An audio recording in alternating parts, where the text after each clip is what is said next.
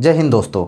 जरा सोचिए, अगर किसी इंसान को 10 या 20 साल नहीं बल्कि 400 साल से ज़्यादा की जेल हो जाए तो सुनने ये मजाक लग सकता है, लेकिन यह सच में हुआ है। अमेरिका की एक अदालत ने भारतीय मूल के दो भाइयों को इतनी सज़ा सुनाई है जिसे सुनकर लोग हैरान रह गए। एक भाई के लिए 420 साल तक की जेल और दूसरे भाई के लिए 415 साल की सज़ा तय की गई है। यानी दोनों की सज़ा जोड़ दी जाए तो यह बनती है 835 साल की जेल। अब सवाल यह है कि आखिर इन दोनों भाइयों ने ऐसा क्या किया जिसकी वजह से अदालत ने इतनी बड़ी सज़ा सुना दी है। आइए पूरी कहानी आसान भाषा में समझते हैं।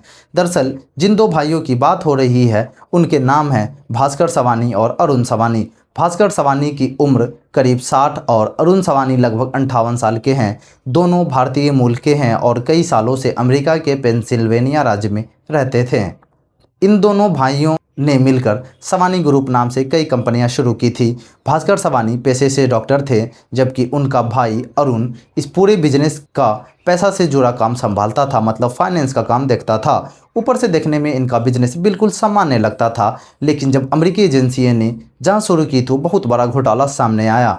जांच में पता चला दोनों भाइयों ने अपने बिजनेस के जरिए कई तरह के फ्रॉड किए। इनमें शामिल थे visa fraud, health care fraud, money laundering और टैक्स चोरी। सबसे पहले बात करते हैं वीज़ा फ्रॉड की।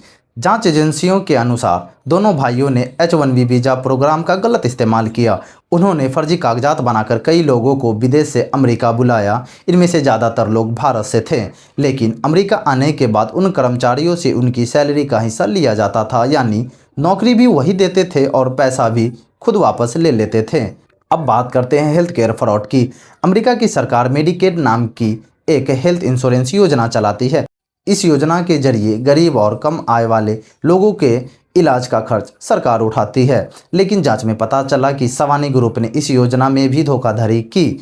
जब सरकार ने उनका मेडिकेड कॉन्ट्रैक्ट ख़त्म कर दिया, तब भी उन्होंने नई नई कंपनियां बनाकर उसी योजना से पैसा लेना जारी रखा। इस तरह उन्होंने करीब $30 मिलियन से ज़्यादा की धोखाधड़ी कर ली। अगर इसे भारतीय रुपए में बदले तो यह रकम करीब 270 से 280 करोड़ के आसपास बैठती है। इतना ही नहीं, जांच एजेंसियां ने यह भी पाया कि दोनों भाइयों ने फर्जी बिलिंग और सेल कंपनियों के जरिए पैसे इधर उधर घुमाए। इसे ही मनी लॉन्ड्रिंग कहा जाता है। मामला यही ख़त्म नहीं हुआ। भास्कर सवानी पर एक और गंभीर आरोप लगा। जांच में पाया गया कि उन्होंने कुछ ऐसे मेडिकल डिवाइस मरीज पर इस्तेमाल किए जिन्हें इंसानों पर इस्तेमाल करने की अनुमति नहीं थी। यह अमेरिका के फेडरल फूड, ड्रग और कॉस्मेटिक एक्ट का सीधा उल्लंघन माना गया। इस पूरे मामले की जांच कई बड़ी एजेंसियां ने मिलकर की। इनमें शामिल थी FBI, होमलैंड सिक्योरिटी और स्टेट डिपार्टमेंट की एजेंसियां। लंबी जांच के बाद अदालत ने दोनों भाइयों को संगठित अपराध यानी क्राइम का दोषी पाया।